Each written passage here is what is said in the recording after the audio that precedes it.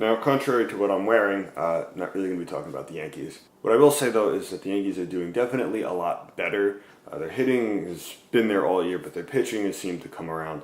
Although Friday's debacle in the bullpen against the Cleveland Indians, something I didn't really get, how they could go like 8 innings against the Astros and shut them out, and then fall apart in 1.5 innings against the Indians. What I do want to talk about is the Boston Celtics. More importantly, Brad Stevens, the head coach. He has yet to win head coach of the year in the NBA.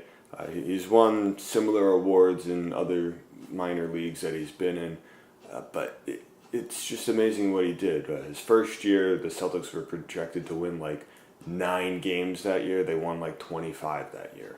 Following year, he made it into the playoffs as a number 7 seed, getting a 40-42 record. Not a winning record, but he made it into the playoffs nevertheless.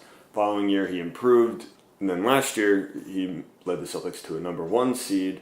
And now this year, they did drop to number 2, but the number 1 seed in the East has been different like the last 7 years. So kind of irrelevant. Let the Raptors get first place because, they now have to play LeBron. So that's what I'm sort of intrigued about, because we have right now both the Celtics and the Cavaliers both winning last night, up 3-0 in their respective series. And LeBron is a one-man team, while the Celtics, if you watched the end of Thursday night's game, Brad Stevens was filmed in the middle of the huddle, and he's just like, hey, everyone, just keep going, share the ball, pass it, everyone be part of the team. And that's kind of really interesting, that you have one team where it's share and the other one is all for one. And I think it'll make for an interesting matchup in the Eastern Conference Finals if both teams hold on to their 3-0 series leads. What I'm interested in is how much LeBron can do, because he's literally been carrying the team on his back. The Celtics, they've overcome some pretty bad injuries, and players are just stepping up and doing what they need to do. Jason Tatum is totally the steal of the draft.